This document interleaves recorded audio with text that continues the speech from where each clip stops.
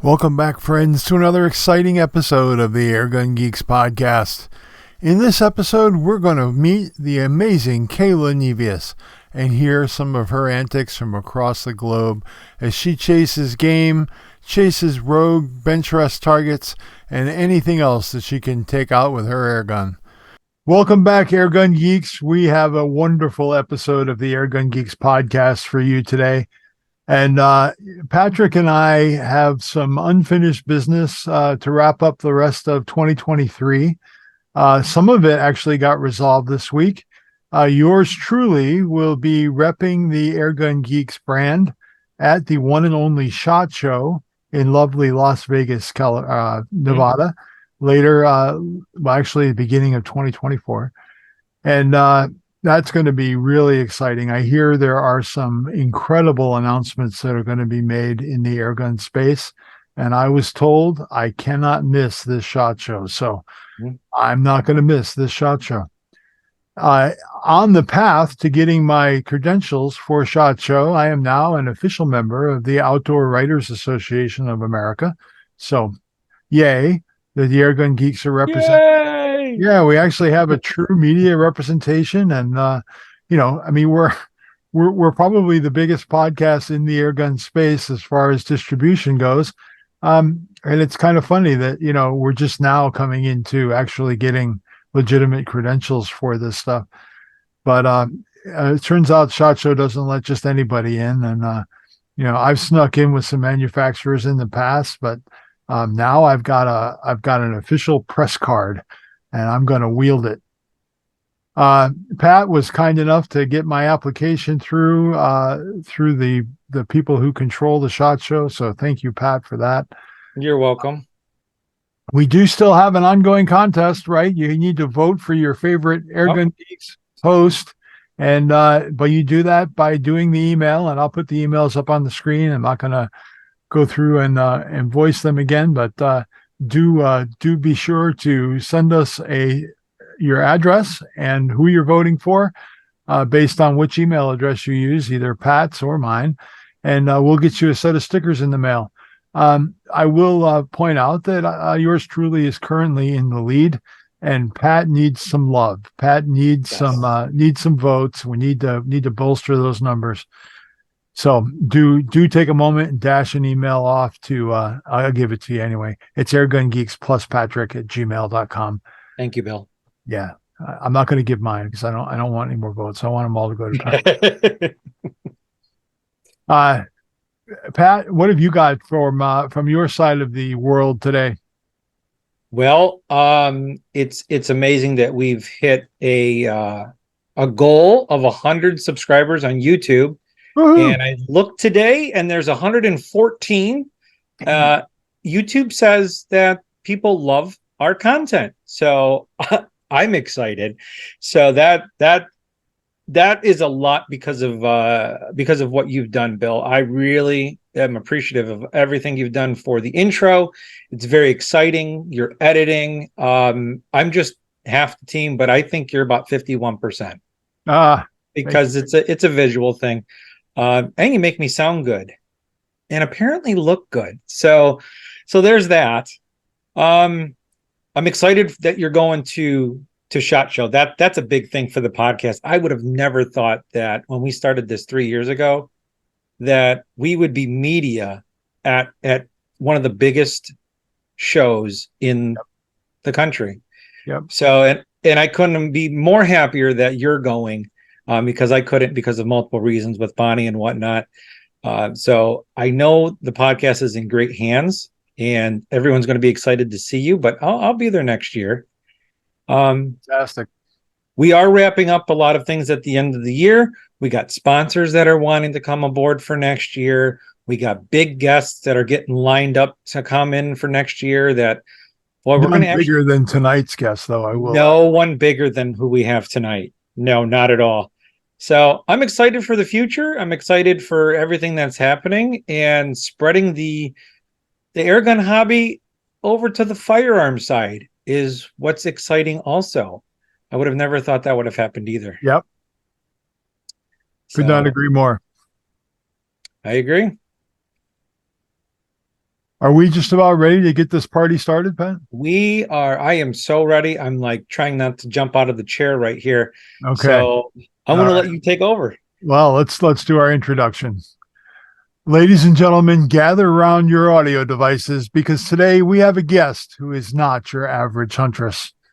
She's more like the Wonder Woman of the airgun world, a skilled marksman who can dominate on the bench rest circuit, a huntress so effective that deer invite her to their poker night just so they can get a break, and the woman whose origin story might just involve a secret Amazonian upbringing, or so we suspect.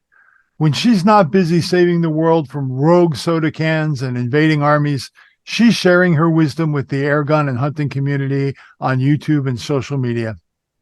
So grab your lassos of truth and brace yourselves for a podcast episode that's sure to be both epic and entertaining. Please welcome the one and only Kayla, the Airgun Wonder Woman, Nevius. Thank you. That was quite the intro. I'm glad you like it. Thank you. So, Kayla, tell us, you have kind of blown into our airgun world on a wind that is just you've stuck out like a sore thumb with your placing in two of the biggest bench rest contests. Maybe tell us who you are, where you come from, and then we'll get into finding out more about your airgun roots. Oh man. Long story short, I'm just a small town California girl. I live in the middle of the mountains, kind of far enough away from the city and all the people, but close enough to the mountains, lake, river, and basically anything outdoors that I want to do, which has just been amazing. Went to college for 4 years, worked in mental health for a handful of years after that. Worked as a juvenile corrections officer for the probation department for about 5 years, and then eventually started my own business. I'm a certified personal trainer and nutrition coach. So I've been doing that for about 2.5 years now. And besides all that, to sum all of that up, my favorite things are hunting, fishing, fitness. The shooting thing kind of goes along with hunting, but air guns are completely new to me. I mean, I guess I can't really say that anymore, but I feel like they're so new to me. I just got involved in air guns in March. I got invited to be on the Air Gunner Challenge, which is filmed for the Outdoor Channel. That's actually airing now as we speak, which is awesome. But we did all of the filming for that in March, and that was my first real experience with air guns. Now on that show, we filmed, I think 12 different episodes. And in each episode, we used 1 or 2 different air guns. And we had like a 10 or 15 minute window of like, okay, go check the guns out, learn them, figure out how to load them, where the safety is, how to shoot them, and then go do this crazy challenge where you're shooting, paintballs off of golf tees or aspirin off of a light bulb, and like all these crazy shots. So it's like hardly any time on the gun. Air guns are completely different than like firearms that I'm used to, and then trying to do these challenging shots. That was a crazy couple of weeks of filming and just learning a little bit about air guns, a little bit and a lot all at the same time. It was an incredible experience. So you were drinking from the fire hose. It was crazy. Rossi, as the host of that show, he comes up with the craziest stuff. And I mean, we never knew what to expect. And all of us were new to air guns to begin with. So especially for me, I think the biggest thing was like the wind. I was like, there's like 5-mile-an-hour wind or 10-mile-an-hour wind, and that blows your pellet a lot. Like that makes a big difference, and I had no idea. So that was a big learning curve, but it was so much fun. And I also learned on the show, I didn't realize there were so many varieties of air guns. They're a lot more powerful than I would think. Just growing up with some smaller caliber air guns and nothing super serious. It's like, I always just think of like some little plinking in the backyard, but nothing crazy. And being on the show and shooting like 300 yards or shooting like the big bore air guns or shotgun air guns. And I just didn't realize that there was such a big variety, and that they were actually, they're actually pretty serious. So that kind of opened my eyes a little bit. And then after that, I actually got to go to Idaho on a bear hunt with an air gun. And that was incredible. That was, again, I had no idea that you would be able to hunt, especially an animal like a bear, with an air gun. So that was amazing. I can talk more about that if you want, or I can just keep going on about my whole story. I feel like there's a lot. No, you go. Roll with it. This is your show. My show. So the bear hunt was incredible. Like I said, I didn't really know what to expect as far as, how the air gun would perform, but it was amazing. One shot, got the bear, and couldn't be happier about that. After that, I got invited to go to RMAC. And so that was like my first competition. And again, I'm like, I have no idea what I'm doing. Didn't know what to expect at RMAC. I was borrowing guns because I didn't have my own guns, like borrowing other people's guns. Have no idea what these competitions are, like kind of read about them before I went. But it was basically like a show up, this is what you're using, figure it out type of a thing. And you placed very well in the pro division. Yeah. And so at RMAC, I competed in the pro division. I actually almost made finals for bench at RMAC also. But being so new to everything, I didn't understand all the rules. And so in bench rest, I'm sure everyone who's listening to this knows, but if you can only shoot one shot at each target, and if you shoot more than one, then you get docked 10 points. So I actually double shot 2 of my targets on my second card. And I think my first one, I shot like I shot a 212 or a 220. And then my next one would have been the same if I didn't double shoot. And both my double shots were like 9s and 10s. So I completely ruined it for me on that. Yeah, so that was unfortunate, but I was, excited that I even got that close. So that was a ton of fun. I kind of got a taste of the competition world. And again, I was so new to it, I didn't really know what to expect. Didn't know if I would be going to other competitions. I'm just kind of like going with the flow through all of this airgun stuff. And yeah, I ended up going to, where else did what was next? Ohio. At the Pyramid Air Cup, and that was exciting because I actually did place there for bench rest. And going into it, I was like, I just have to do the best that I can. And then once I, kind of shot my first card, and I knew I shot pretty well, and I was like, you know what, they're placing the top 15. I need to at least place in the top 15. Like that would be so cool, because I think there was almost 200 competitors for bench rest. I'm not remembering correctly. I think it was like 170 something competitors. So yeah, I ended up placing 15th, and I was just like shocked. I think everybody was a little bit shocked because they were like, wait, who is this girl who just like came out of nowhere and just started showing up to these things? I'm like, I don't know. What was so astonishing was your second at bat.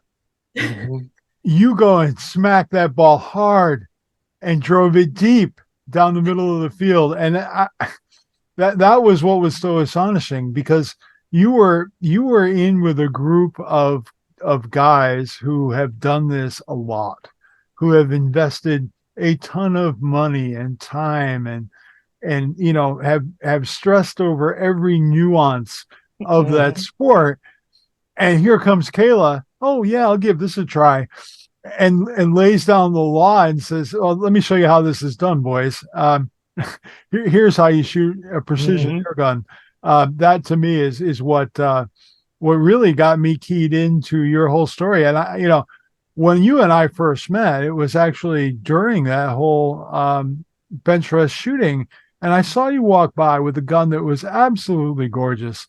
The gun had a beautiful finish on it. I'm like, I think I know what shop that came from.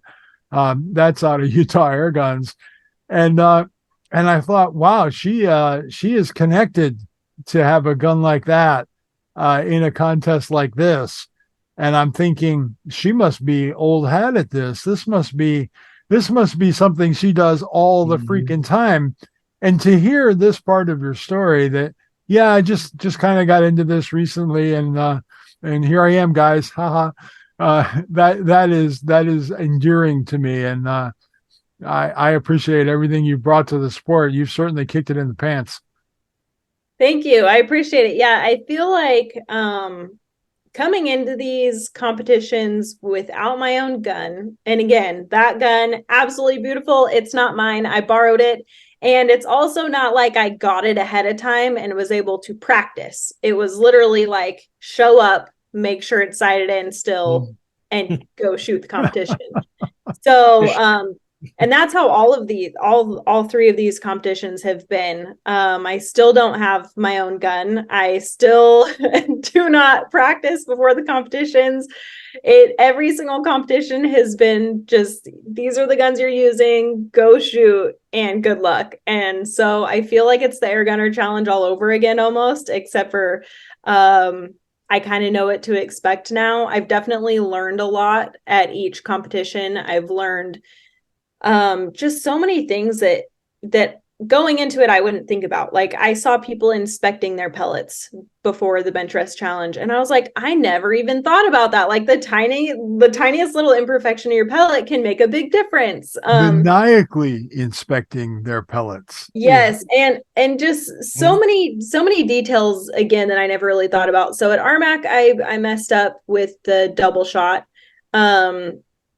At the Pyramid Air Cup, I did really well, and then I also competed at EBR, and I didn't do as well at EBR. I did make it to finals, but I didn't place in finals. So I did make it to finals. I was very excited about that. But then once finals came along, it was another one of those learning curves. I shot terribly. The wind was really crazy. It was swirling all over the place.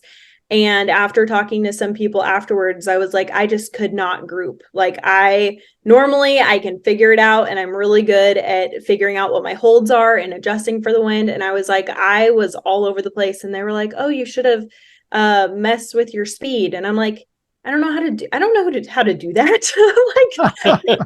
I'm like that. I've never heard of that before. This isn't my gun. How do you do that? Like, why didn't anybody tell me?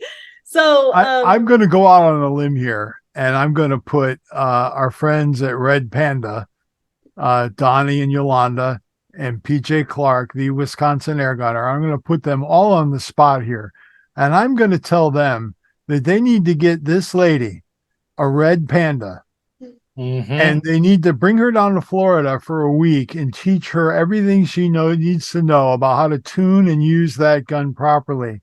And then turn her loose on the unsuspecting competition world, because she's got the skills to set this on fire. And to have a woman come into that sport, mm-hmm. and with the skill that she obviously has already, augmented with her own gun, and the knowledge and the skill to get it to bend to her will, man, that's powerful medicine. And that, it's not like Red Panda needs more notoriety of being in the winning circle, but man, I think Kayla, I think you could bring something really special to that. And I'm going to say, Donnie and Yolanda, you need to talk to this lady, and you need to get her a Red Panda, and it needs to have a really, really nice custom paint scheme on it, and that needs to happen. I'll second that motion. Mm-hmm. Yeah, I appreciate that. I definitely, after this year in these competitions and kind of just getting thrown into them and doing really well, I'm like, okay, I need to get guns. I need to practice. That way next year when I show up, I actually know what I'm doing. because that's what's so crazy about all of this. I mean, I do okay in the other competitions, but for some reason, bench press seems to be my calling. And what's crazy about it is you have the full, half hour to shoot it. I always take between 5 and 10 minutes and then I'm just done. And I'm like, okay, now what? But I think something that helps me out a lot, because my background is in hunting, but my background's not in shooting. So I've never done a shooting competition with firearms before this. I've never even just gone to a shooting range and shot even like my guns. I have shot my pistol a handful of times, obviously, to, stay proficient in that. But even that was not as much as I should. And when it came to my hunting rifles, it was always just like, go out a few days before the season, make sure it's zeroed, and then you're good. And it was never anything more than that. The most shooting experience that I have is actually in archery, and I picked up archery about, I think, 8 or 9 years ago. I picked up archery, and I do a lot of shooting with my bow, and I've actually been able to relate. It's so interesting because airguns are like close enough to what I'm already interested in, but then also so much different that I'm even more interested in it. So I've been able to combine a lot of my firearm hunting experience and my shooting techniques with archery to air guns. So with archery, I have to be, obviously all of it is a trigger pull. So I feel very confident in my trigger pull, staying calm in, certain situations, especially hunting. A lot of that is, fast paced, or it's a high stress situation. So I feel comfortable as far as that part of it. And I think that helps me in the competition world. But then even with archery, there you have to pay attention a little bit more to the wind and stuff like that. So I feel like I've been able to kind of combine all of my different experience to kind of help me out with this airgun thing. But I'm definitely interested to learn more and get my hands on some guns so that next year when I show up, I can hopefully do even better. I'm pretty sure you will. You will not disappoint. If I might, airgun shooting and hunting have traditionally been a male-dominated field. I mean, I have a YouTube channel that covers the airgun world, and honestly, my demographic is almost 98% male from the ages of 40 to 75. That's my demographic, and I think I'm speaking to a majority of the airgun world in that market space. What would your advice be to women who are looking to possibly enter into this field? Are we all just tremendously aggressive in this sport, or have you found it to be a pretty comfortable place for you to come in and exist? No, the airgun world is amazing. Like, the community in airgunning is probably the best community that I've found within any sport or hobby that I've done. At these competitions, even, I mean, it's a competition where everybody's competing against each other and there's a lot of money on the line. And to me and everyone that I've seen, it's like everybody's buddies and everyone's helping each other. And if you have an issue with a gun, like, there's so many people that are there willing to offer in hand. And I mean, the whole entire community was just like awesome, friendly, super helpful. Obviously, with me being brand new and having no idea what I'm doing, I'm just like asking questions to any random person that I see, like, hey, where do I go? Or what am I supposed to do with this? Or what happened in my gun? Because it's not actually my gun. Like, I did a lot of that, and I always had multiple people just like ready to help me out, and everyone's super respectful and friendly, and it was just a fun group of people to be around. That's fantastic. What would your advice be to other women looking at this, coming into the airgun sports and being competitive? What would your advice to them be? Kind of my advice for women getting into anything. It's like, anytime I have a woman who asks me about like getting into hunting or shooting or archery or fishing or whatever the case may be, my my best advice is usually like ask questions. If you see other girls who are doing it, even through social media is so big now, and there's so many resources online, you can make so many connections. And like I said, people are just so helpful. So definitely reach out if you see someone who is doing what you're interested in. Don't be afraid to follow them or subscribe to what they're doing, and reach out and ask questions, because most people are going to help you out. And then besides that, just do it. Don't be afraid. I feel like so many people are afraid of doing something new for no reason. And the airgun thing, I mean, going on American Airgunner was 100% out of my comfort zone. Like, I've turned down so many TV shows I don't even know. Well, you had to be around Rossi for an extended period of time, so that in and of itself, is probably a lot. Two full weeks with Rossi screaming. it was amazing. And then I keep getting stuck around with him because he's sending me to these competitions. And then I was just in Africa with him for 2 weeks, also hunting with air guns. So it's been incredible. But definitely don't be afraid. Like, take a leap of faith. There's plenty of people out there who are willing to help you out if you have any questions at all. And yeah, just don't be afraid to dive right in head first, because there's people who are going to lead you. That's fantastic. So Pat, I don't know if you follow Kayla on Instagram, but she just recently posted a video of her showing a technique that, as long as I've been around the hunting world, which I was a young man when I had my first hunting license, and actually helped my friend teach the hunter safety class in my state. And we had the dubious honor of showing people how to field dress game for the first time. And of course, when you're in that world and you're using an animal for demo, you get whatever the state police dropped off to you, and you have no idea how long it sat on the side of the road. Ooh. And it was so funny because when we opened that carcass up, of course it was bloated, and it all of these city slickers, right? East Coast city slickers were standing around, like, huddled over this animal. And my buddy Ted opens up that carcass, and this odor kind of took over that area. And a lot of people evacuated their breakfast immediately when that happened. And I thought, wow, that was my first experience with field dressing game in a clinical environment.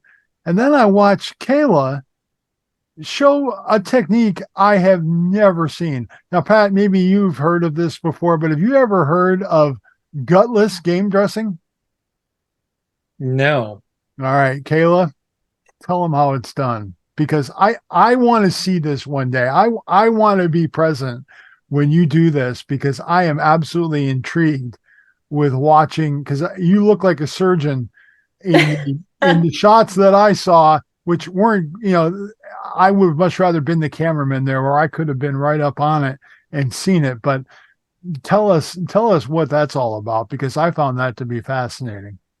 All right. So I actually posted that video because I was getting so many questions. And I kind of want to backtrack a little bit, because it started with, the reason why I posted that video started with a deer that I shot in rifle season a couple months ago.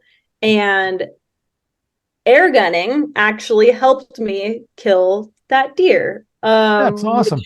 Which was amazing for me in the moment, because being raised with rifles and hunting, and like I said, we did hardly any shooting. We never used rangefinders. We never knew like what the actual range was. My dad would just be like, hey, it looks like it's kind of far, like aim at its back. But with I just didn't know. I was not educated. I live in a tiny town where there was no one to teach me. Besides the knowledge from my dad that he'd passed down, and a lot of that stuff just didn't happen for me. So I started learning more about ranges once I got into archery when I was older.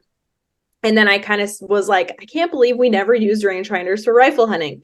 So up until a couple years ago, I was not shooting my rifle at a distance. Now, I still shoot my youth model 243 that I got when I was a itty bitty child. And that's just my rifle that I always use. So that's what I use this year. But because of air guns and learning about holds and just learning about what your bullet is actually going to do, I learned a lot more about my rifle. So because of that, I was actually, my shot on this deer came up over a ridge and he was 350 yards away. And that's the farthest shot I've taken on a deer before, especially with my 243. But because I'd learned what I did through air guns, I was able to confidently pull up on that deer and know exactly where I needed to hold. And that was it. Like, I was just like, wow, this is incredible. Air guns actually helped me kill this deer just now. So, yeah. And you So used your pack as a rest, didn't you? I did. So I hiked back into these mountains, and then I hiked up to the top of them too. And I was coming up over this ridge, and I was like, all right, pause for a second, take a few breaths, catch your breath before you come up over. And so I started creeping over, and I just glassed this next face that I could just see part of it. And I glassed and I saw a little deer, and I was like, I'm not going to shoot him. I came back here on this hard hike for a reason. I want to get in a bigger deer. And so I glassed around a little bit more, and then I saw him, and I was like, I'm shooting him. So I had to creep up a little bit farther, and I actually tried to lay prone and use my pack laying down as a rest, but I just was too low. And so I picked up my pack and I crept forward even more. And then he was actually at a point where he was about to feed over the next ridge. And so I was like, I do not have enough time. And so I actually was kneeling. I used my right knee as my backrest with my elbow, and I had my pack standing straight up like this, and I set my barrel on the pack as my front rest. And it was definitely not the most sturdy rest for a 350-yard shot. But again, I feel like the experience of just like a slow trigger pull and knowing your breathing and just knowing when to pull the trigger. I feel like a lot of that is kind of instinctive, but luckily everything came together right and I made it happen. So got him back in my scope as quickly as I could while I reloaded, and I just watched him tumble. So couldn't have been happier about all that. But yeah, so that deer, I kind of documented that a lot because I was by myself. So I hiked way back in the mountains, and I was taking just little videos during the hike in. And then once I shot him, and I kind of just documented it as like a, I don't know, selfie video, Instagram story type thing. And then while I was out there, actually, I tried to record a video of me field dressing the deer, because I've had people ask me in the past about my gutless deboning method. And in the middle of it, my phone actually ran out of memory and deleted everything that I'd recorded from that process, which was unfortunate. And so then anyways, I finish, I debone him, I get him in my pack, I take some more videos of the whole process. Like I said, the whole thing is documented, and I put it all on my Instagram. Once I got back and I kind of told the story on Instagram, and I shared a handful of the videos of, me packing him out and just the whole story. And everyone was like, what is this boneless method you're talking about? Like, because a lot of people were telling me to gut it. And I'm like, no, I don't gut my deer. And they're like, what do you mean you don't gut your deer? So that kind of led to me posting the video that I just posted. And that video was actually a few years old. I feel like I've perfected the technique a little bit more since then. And that was just a time lapse that I did one day when, again, I had killed a deer and I was butchering myself. And so the whole process, essentially the hunting that I do, I'm always way back in the mountains. So that deer that I just got a couple months ago by myself, I was about 3.5 miles away from the truck. And when you're that far back and you're me, I'm 5'3" and like 125 pounds. So when you're my size and you have to pack out a deer that's the same size or bigger than you, My goal is to get as much meat as I can, and I'm not taking any weight that I don't have to. So that's kind of where this technique comes in. I'm able to have everything fit in my pack, and I'm able to carry it all weight without excess, or carry it all out without excess weight. So essentially, this boneless gutless deboning method, I guess it would be called, is the way I do it. And again, I don't know. I think I watched a couple of YouTube videos on it, which there's really not much out there at the time, at least when I learned it. So I've kind of like tried it and learned by trial and error. But I essentially just cut down the back of the deer, lay him on its side. I actually, the mountain that my last deer was on was so steep, I had to kick out a flat spot, drag him on the flat spot. But yeah, I just cut down along, the back of the neck all the way along the spine. And then I skin him down on one side. And then I take out the back strap. And then I cut off both, the front quarter, hind quarter. And when I cut off each quarter, I completely debone it. So I just take all the meat off the bone. I'm super weird. I'm kind of like, I don't know if it's because of my fitness background, but I am really intrigued by all of the muscles. So even though I do grind most of my deer meat, I do take a handful of the, good roasts and stuff that I keep out for jerky meat or for roasts or steaks or whatever. So I like to actually cut out each specific muscle while I'm doing it. But essentially, you're just cutting all the meat off the bone. And then you leave the bone there and do the same thing, same thing for the front quarter, hind quarter, take all the back straps, cut out all of the neck meat, rump meat, rib meat, any other meat that's on that side that you can grab. And then you flip them over and you do the same thing on the other side. And then you can actually reach up behind the ribs once everything's cleared off, and you can grab the tenderloins. And if you are interested in getting any of the internals, such as the heart, liver, you can do that after. And I feel like it's still a lot less messy than if you were to gut them. So yeah, I think it's easy. It's less messy. And then you don't have to open up all of the guts while you're skinning. And a lot of people I actually had comment and say, they're in areas where there's grizzlies. And so they don't like to open up the guts. They like this method because it prolongs the time that the predators will come. So yeah, I do that. And then after I'm done with everything and I get it all loaded up, then I actually do open up the guts so that predators will come and scavenge on it. But yeah, that's the whole process. That's amazing. So when you go after that heart and the liver, are you going in more like a surgeon and you're just going in through an incision and taking those parts out? Or are you going to take those when you finally do eviscerate it and open up the cavity and let that stuff out for the predators? What is your technique there? I usually just, if I'm going to grab those, which I don't always, if I'm going to grab those, then I just open it up and find them in there and grab them. That's so cool. Yeah. I have a small farm, up in the north of you, I believe. I'm just above Santa Cruz, about 12 miles outside of Santa Cruz in the Santa Cruz Mountains. And, I cheat like hell around here when I'm dressing animals. And if we butcher a goat or something, I'm gonna put my that animal up on the bucket of the tractor, hoist it up. I've got a 5-gallon bucket there. Everything's going in the 5-gallon bucket. And then I cape it and then, either process it myself or take it down to the processor. And, I'm just doing it the way I was trained to do it. And that's why this whole technique has been so intriguing to me, because I had never even heard of it before.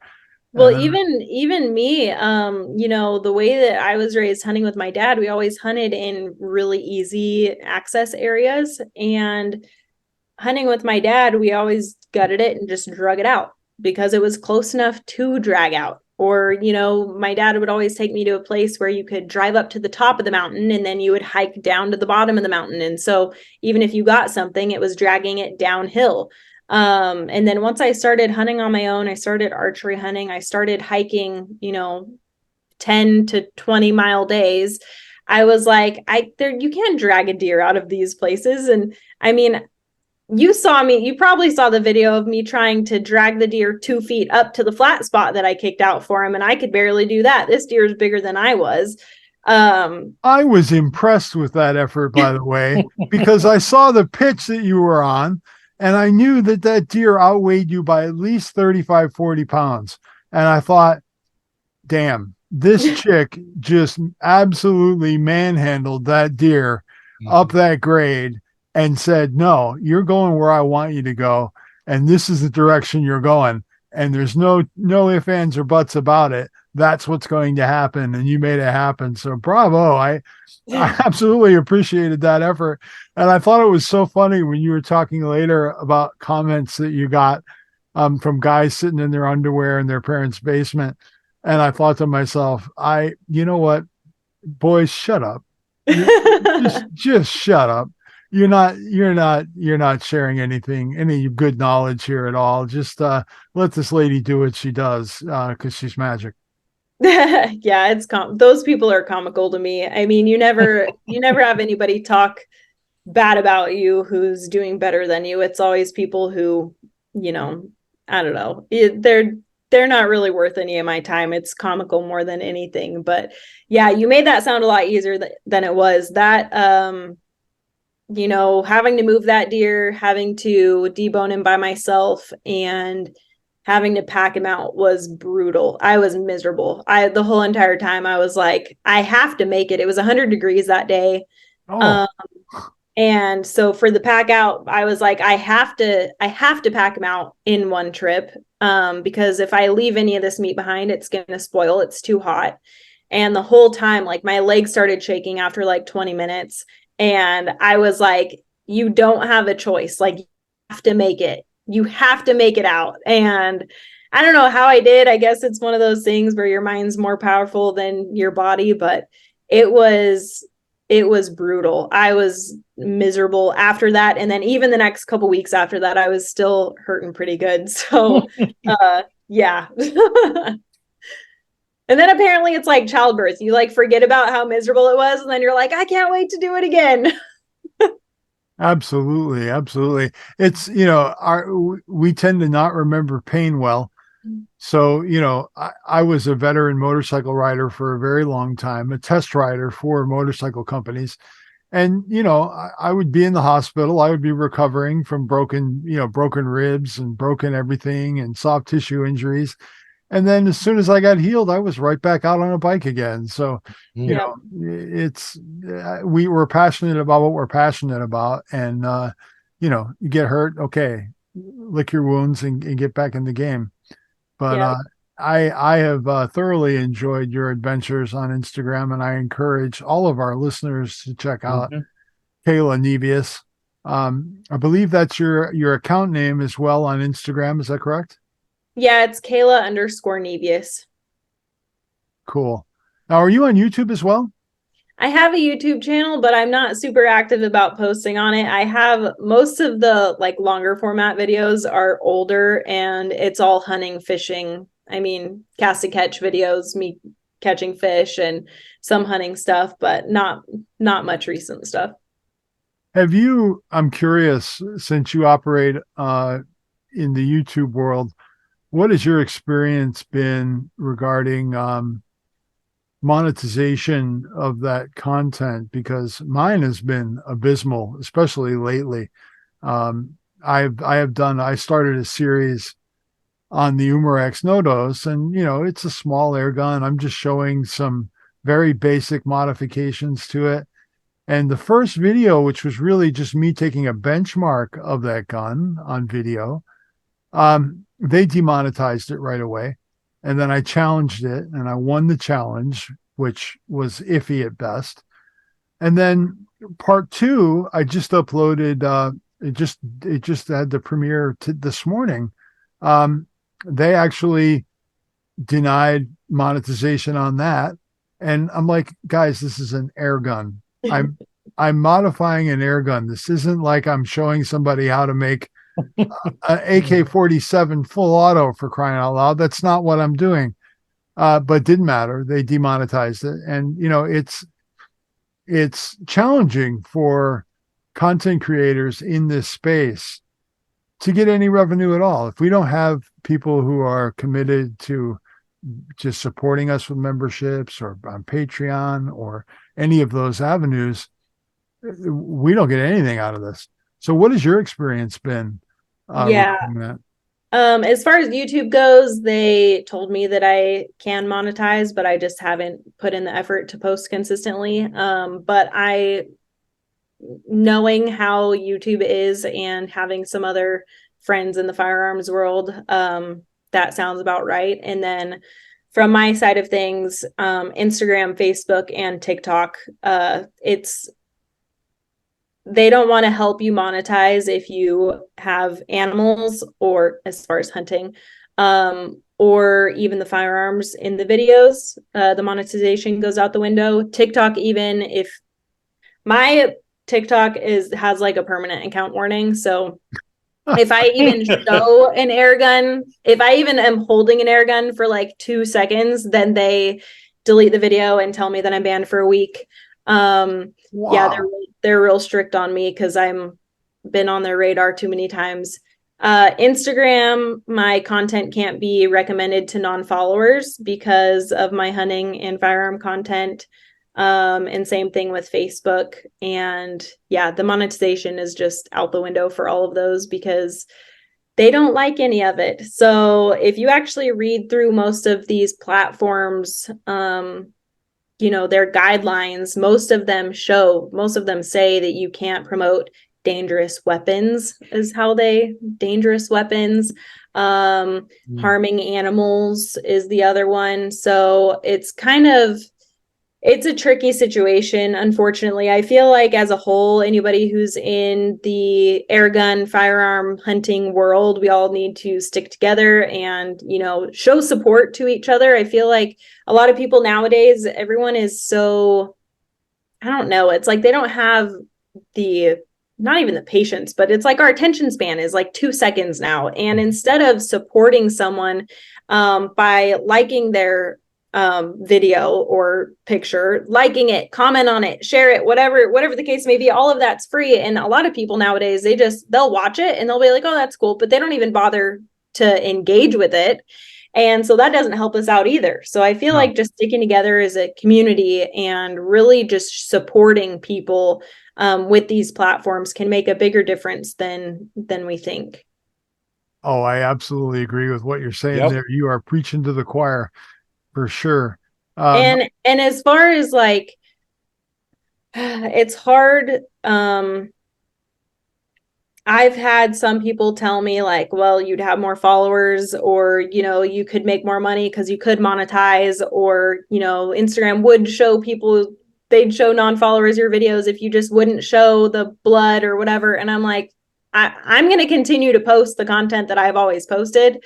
I'm not going to censor myself and what I'm doing. I mean, I'm ethically, legally providing food for myself, and there's nothing wrong with that at all. So I'm not going to change who I am to try to fit in with the demographic that they're trying to make everybody fit. So if they don't like seeing it, then that's okay. But until they kick me off, which I'm sure eventually will happen. Actually, my original Facebook page, I did lose access to. So, I mean, it is what it is. It's, at the end of the day, it's social media. And although it is, another form of income as a content creator or whatever you want to call us, it's not that serious. Like, to me, it's more important to stay true to who I am.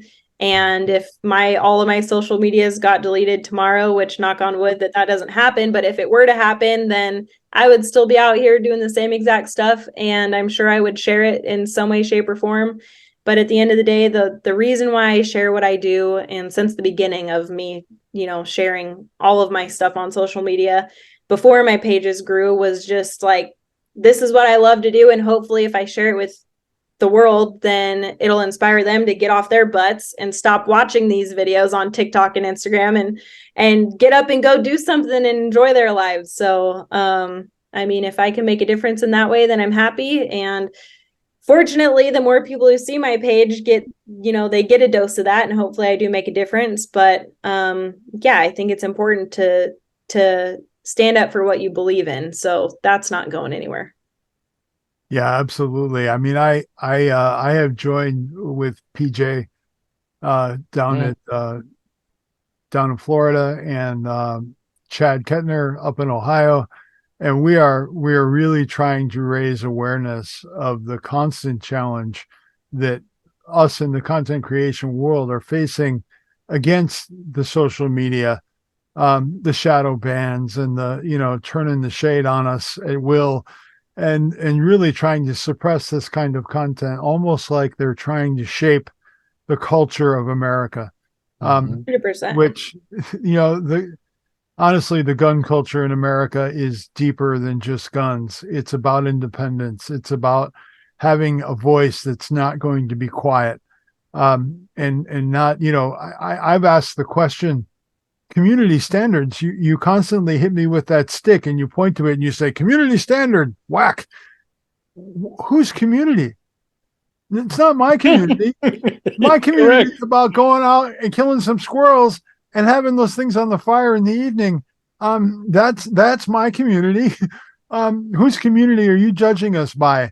And it's a lot of the woke nonsense that bleeds over into what we do, and we have no tolerance for that. So, yeah. Again, well, as far as like these social media companies, these platforms are it's kind of like coming from a marketing standpoint from their perspective. And I understand that. I don't agree with it. But from their perspective, if they have people complaining about seeing this type of content, the hunting, the firearms, whatever, they have people complaining about it. Well, those people aren't going to be as likely to be on that platform. If they don't agree with hunting animals, they don't want to see that, then they're not going to be on that platform as much as if that content's not there. So from a marketing standpoint, I feel like these platforms are saying, okay, well, how can we get the majority of people, like what will fit, what's acceptable for the majority of people? That way we can get more people on our platform. So unfortunately, by cutting out some of the firearm and hunting stuff, that fits more of the acceptable standards for the rest of the people. And so it keeps more people on the platform. And then you have people like us who we're still there. We're still going to share our stuff. It's not like we're going away. It's not like we're, we're not avoiding these platforms. We're still staying on them. We're just kind of like crawling and trying to stay there. But yeah, I get it from their perspective. I just don't agree with it. I know that since Elon Musk bought Twitter, which is now X, there's nothing on that as far as there's no community guidelines violations for any of that. You can basically post whatever you want. And there are a couple other platforms that I haven't really dove into that allow more of the firearm and hunting content. Yep. I'm on Rumble and X as well. I'm not nearly as big there as I am on YouTube. Not that I'm huge on YouTube, but it's definitely a bigger community on YouTube than any of my other endeavors. But what I've found, I mean, I hear what you're saying about them from a marketing perspective, and here's my challenge to them. You have the technology and the ability to filter content. And if somebody doesn't ever want to see hunting content, then they tick a box that says filter all hunting content. Don't show me anything. Don't show any gun-related content. And then you have a button for guys like me and ladies like you and guys like Patrick that says, show me all of that. In fact, if you don't have enough of it, make some up, because I want to see all of it. There actually is a setting, and it's, unless you've changed it, then it's probably still set to what it automatically sets to. So there actually is a setting in Instagram. It's not as specific as what you're talking about. I wish they did that. Like, please, I'm a vegan, don't show me this stuff or whatever. Wouldn't that be a valid solution though? I agree, but there is actually a setting, and it's for sensitive content. And if you go into your settings and you find this filter that they have set for you, they automatically have it set to not show sensitive content. And so for someone like you or me, you have to actually go into the settings and you have to click a button that says, no, show me all of the content. Otherwise, a lot of it's hidden. So it's interesting that they did throw that in there, and they didn't like tell anybody about it. They just kind of threw it in there that had these automatic filters to leave out sensitive content. And I'm like, no, I want to see all of that. That's all my friends post. Like, that's what I'm actually here for. So yeah, it's just, the world is a crazy place right now. And a lot of people are trying to shape us and control us. And it's just crazy. It's just crazy to me because it's like, look at how our ancestors survived. And it's like, are we just forgetting about all that? And we're just planning on having robots rule the world and having people not have a say in anything and just like also live like robots? I don't understand. I'm with you there. I am absolutely with you there. Patrick, you have been notoriously quiet. What? Oh, I'm just sucking all this in, but Bill, we've talked about this a lot, and I'm just sitting here going, this is the same conversation we had. Get different advertisers. You got Smith and Wesson, you got Mossy Oak, you got all these advertisers that you're telling me don't want to be on our content. You got what? FX Pro, Cabela's, Johnny Miller.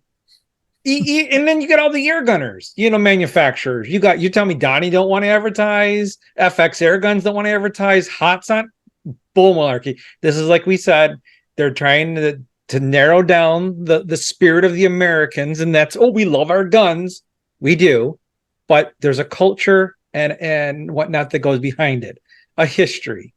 Well, unfortunately, if you look at the social platforms for those companies as well, they're also shadow banned, if you want to call it that. Mm-hmm. And their content can't be recommended to non-followers. And they're on a bigger scale. So, just imagine, like, my page, I see it a lot, but then you see these pages that have million followers.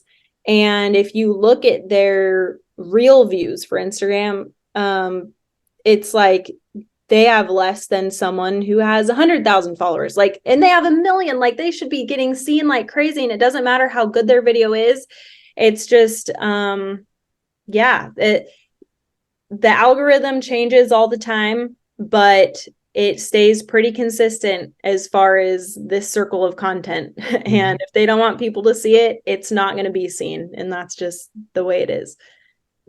I'm convinced there's a guy within the YouTube sphere who's got like the shade gun, and he just runs around like throwing shade on people that he doesn't like. And he's like, okay, nobody's going to see you.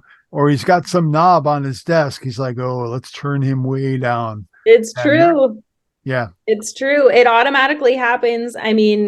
Like I said, I have the permanent account warning on TikTok, and then even on Instagram, it's like, it straight up tells me like, your content cannot be recommended to non-followers. And it's crazy because, like, if I collaborate with a company, and I collaborate a handful of times with like the Outdoor Channel or the Sportsman's Channel, and I'll look at my analytics, and I can have a post up for a full day, and it'll be like, your post has 40,000 views and 24 non-followers saw it.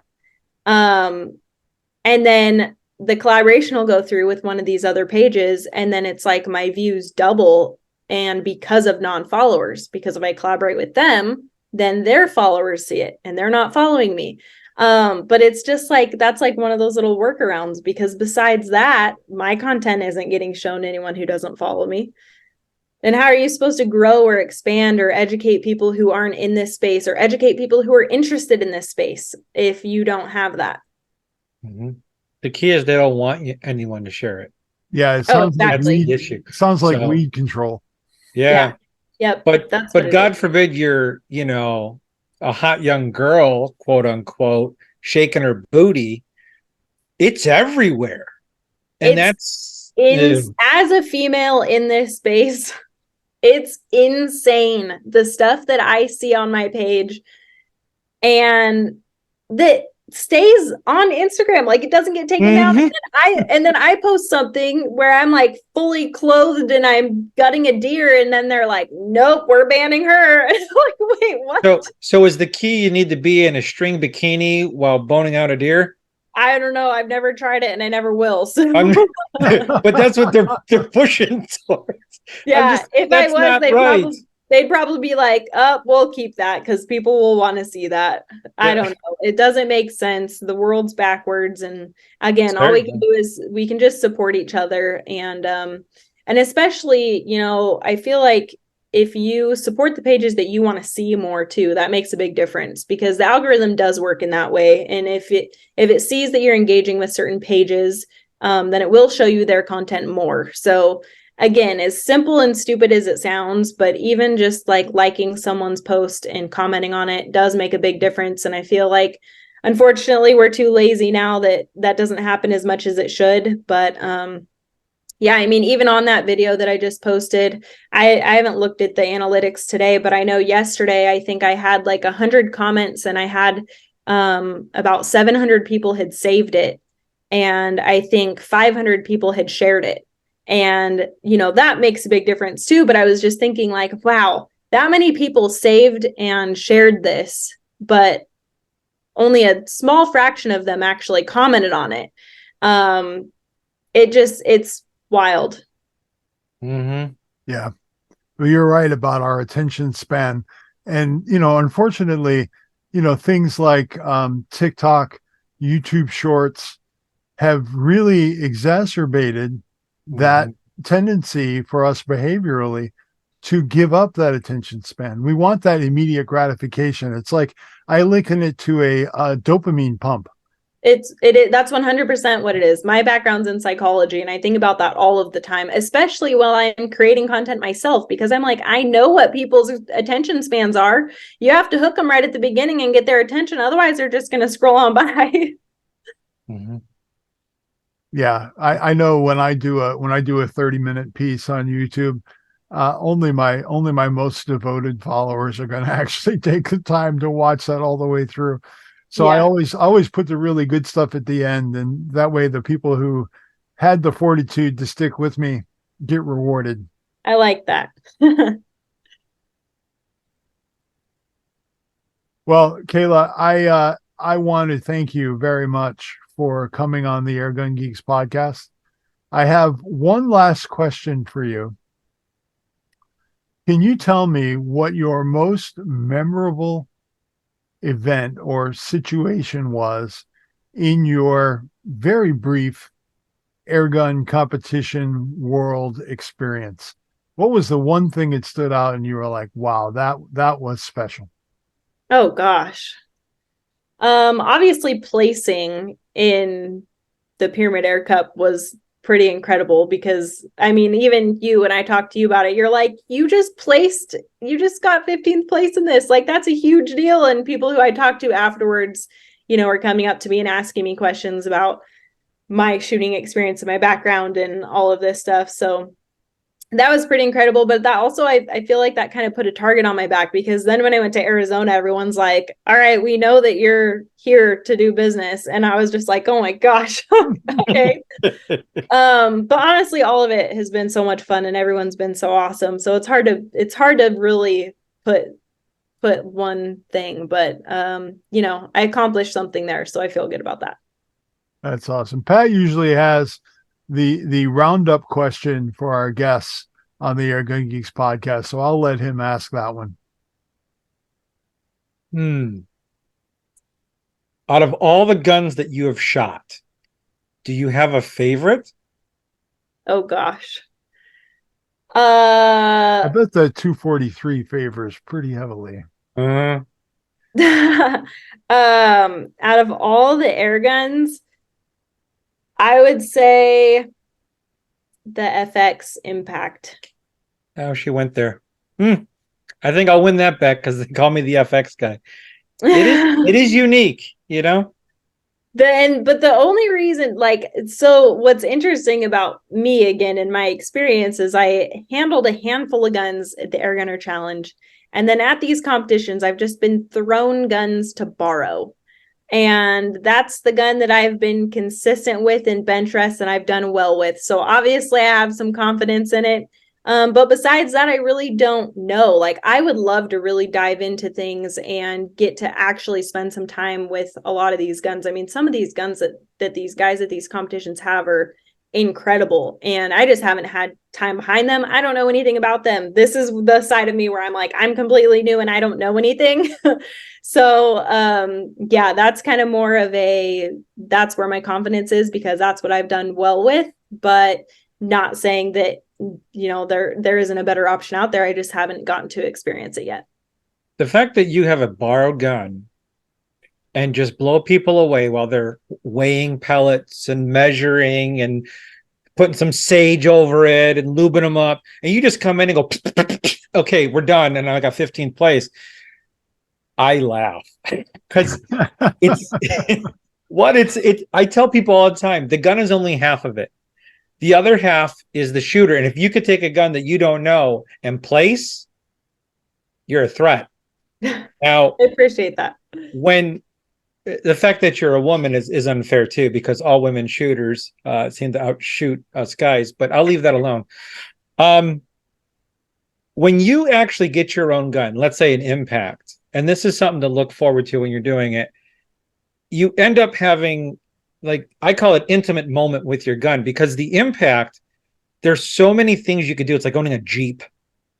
You can color it up. You can do all this stuff to it and make it yours. And then when you go out there, they look at them and they go, that's Kayla's gun. You know, like Rossi with that American flag contraption that he has. It's like, What is that thing? You know what that is. And when you get to do stuff like that, that's the really fun, intimate part of us geeks, you know, with our guns. You know, it's like, well, what'd you do to your gun? Because I was at a competition last weekend and I'm like, oh, I know that's an impact, but what is that? And why does that barrel look like that? And what'd you do there? All of that aspect, you haven't even experienced yet. I haven't. So I've been really lucky with the guns. Most of the guns that I've borrowed have been Justin Welch's. Unfair. And very so I've heard that a lot, that's not fair. So he actually lives pretty close to me too, ironically. And so I've been lucky enough to kind of have him tuning the guns, making sure the guns are set up properly. Obviously, I don't have him there at the competition. I had him at RMAC, and I was like, I have no idea what I'm doing. Just tell me what to do. And then at all the other competitions, I'm like, I don't have anybody telling me what I should be doing. And like the last one, like I said, changing the speed of the gun, I didn't even know. And it's like, yeah, once I have my own gun and I can really get to, you know, dial it in, spend some time with it, really get to know it, then I'll feel a lot more confident. Not that I don't feel confident going into them now, but it's definitely comforting to be confident in your guns. Yeah. I can't wait for you to do that, because I disappear like nothing else exists. Bill does the same thing, and we talk about it, and we just totally disappear in that gun, like with the no-tos. We love our no-toses. And I'm like, well, what'd you do to yours? And it's just like, oh, we did this. And it's just, you disappear. And then when you go hunting and you're like, I can't miss, you know, it's just, especially if you tune it yourself and make your own mods or get that from a really good friend to put on your gun. It's so much fun. So I can't wait for that to happen and get you back on the podcast and talk about that experience in itself, because that's your next level.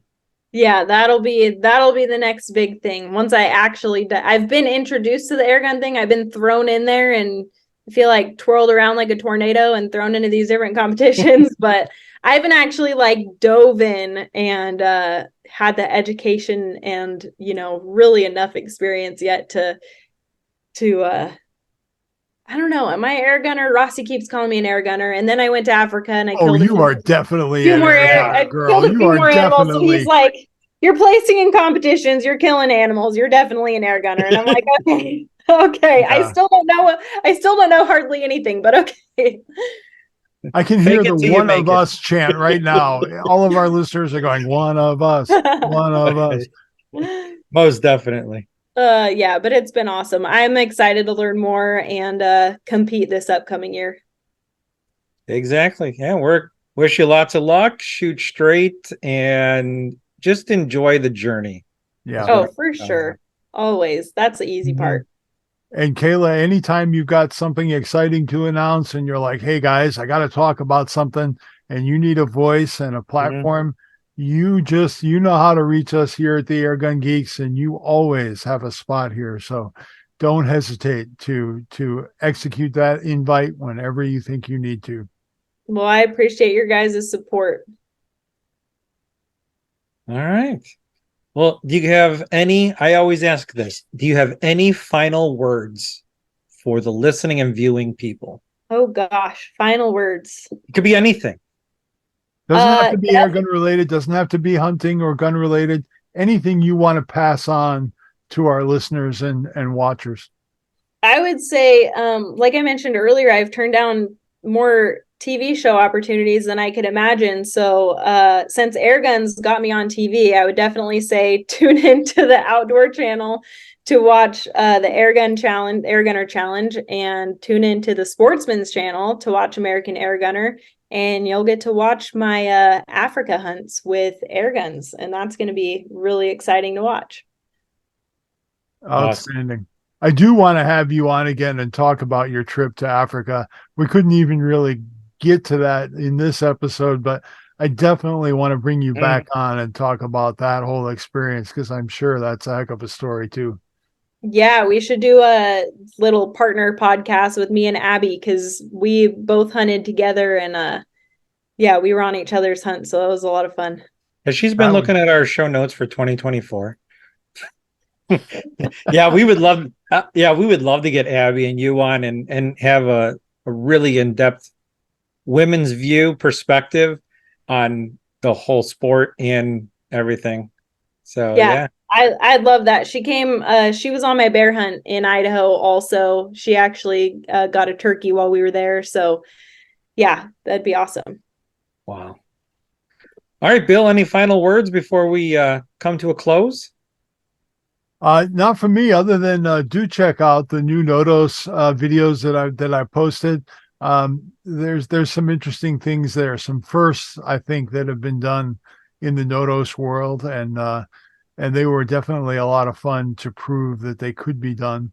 And check out the video, tell me what you think, and you'll see one of the prettiest Nodos I think that exists right now, with its purple anodized bling and all of the nuances that make that gun truly unique. So do check that out, and do give us a like and some comments. Like Kayla says, show us the love. Definitely. Yeah. Remember to like and subscribe. And like always, stay geeky. Thanks for having me on, guys. No problem. Thanks for taking your time for us. Of course.